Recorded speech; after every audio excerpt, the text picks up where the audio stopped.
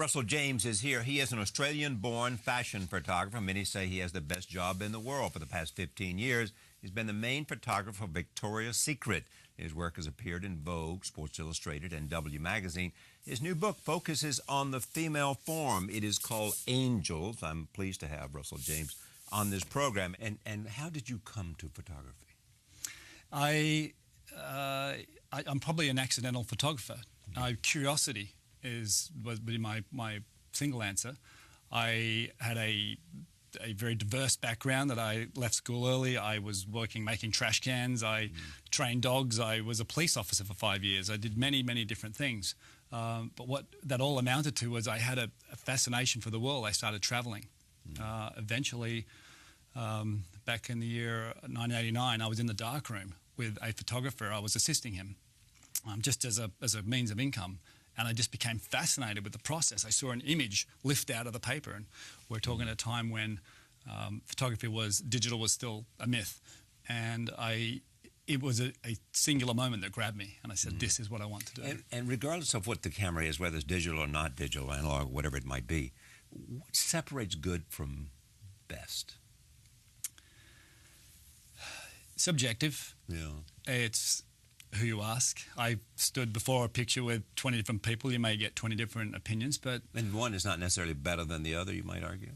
I would argue one is not necessarily better than the other. It's in the eye of the beholder. But certainly for me, there are very specific aspects. I was inspired greatly by Irving Penn. Yeah. And there's such a deliberateness to his photography, such an absolute... an art to it in the balance of the photograph. So for me, lighting...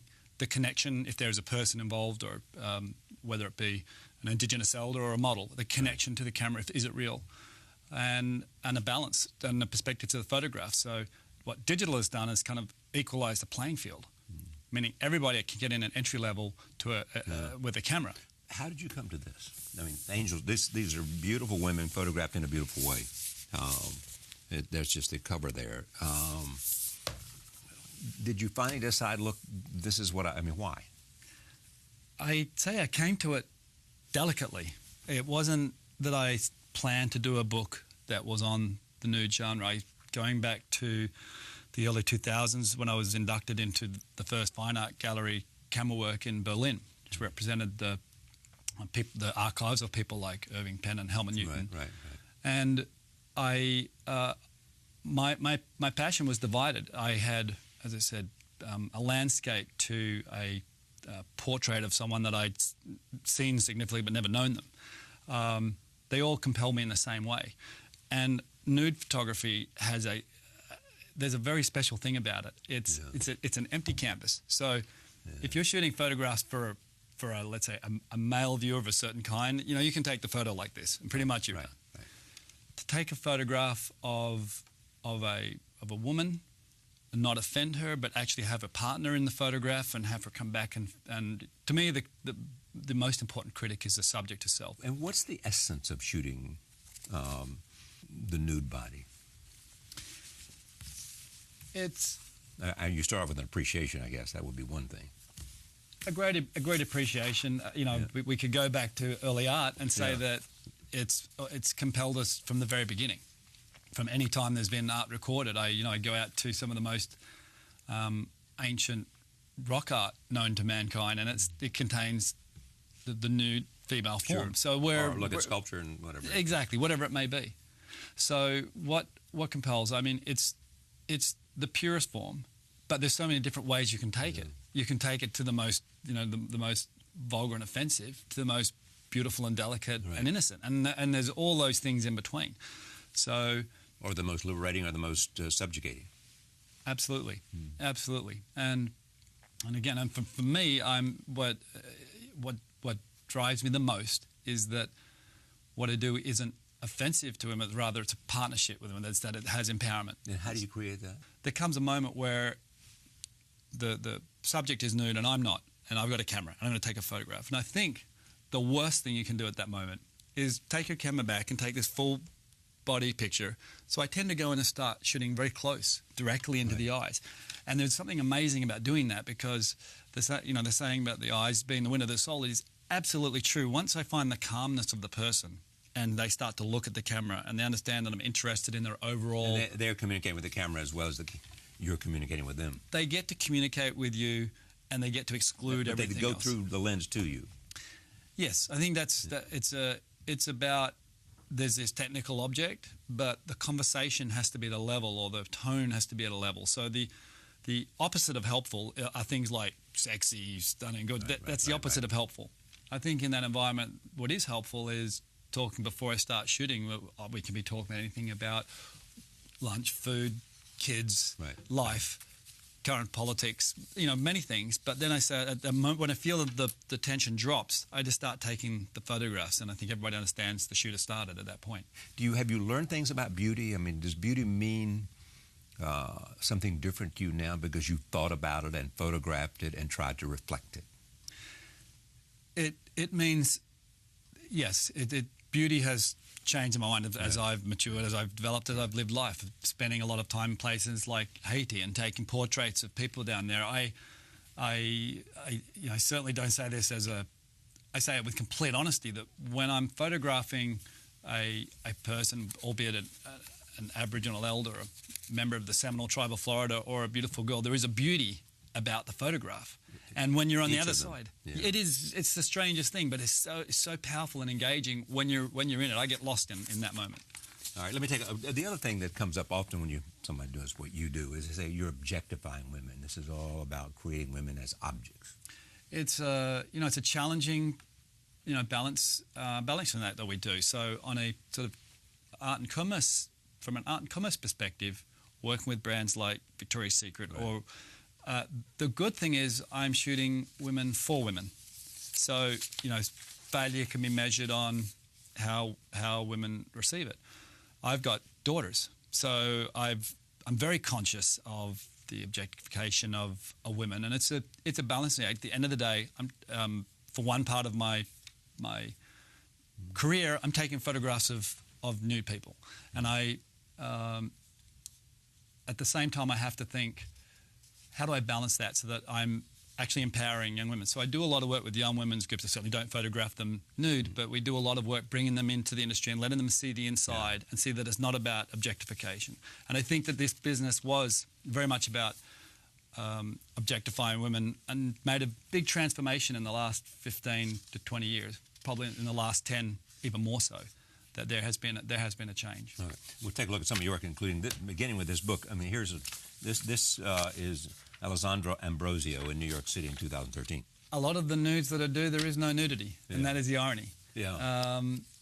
So some of it is a sense and a feel, and someone like Alessandra, it's just amazing to have the moment where you can calm the room enough to just have a look at the camera, and not, let's say, quote unquote, do anything. Just let her eyes and her body speak. This is Lily Aldridge too. I mean, what should I notice about this, other than the overall photograph? That is, to me, Lily. Yeah. She's not perfect there. I mean, in other words, her hair is not sort of perfectly coiffed. No, exactly. What I notice about Lily is I photographed Lily very much as a girl next door for sort of cosmetic brands, but Lily is about as rounded a person as you can get. She's a remarkable mother. She is a remarkable spokesperson. She is philanthropic in her nature, and she is an absolutely gorgeous woman. So all those things I felt like were embodied in that picture. And it's also the boot is just about, that's Lily. And she walks in a pair of jeans and a boot and a T-shirt. And then there is this. This is a picture of a man from your Nomad series. Take a look at this. Tell me about this photograph.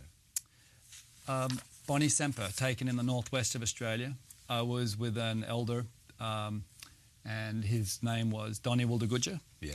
And it's literally, I think some things are self-explanatory. I looked at the eyes of Bonnie, and I just said, I can literally see the 50,000 years of your culture in your eyes. And there wasn't a lot of explanation to it. I shot widely around the area and go back there. In fact, we'll be back there in the next week with an Aboriginal group in the northwest of Australia. But it's always compelled me, the eyes of people, again, whether it's a beautiful woman or whether it's an ancient elder or whether it's a person that we know very well, like Barbara Streisand, there's always something that Yeah. They have, and it's carried in the eyes. All right. What's that? Nomad Two Worlds is my vehicle. It started as I would say, a foundation or a philanthropic endeavour. And it was an art project where I would collaborate with Indigenous cultures. And I did it because there were so many issues in Indigenous culture where they'd been marginalised.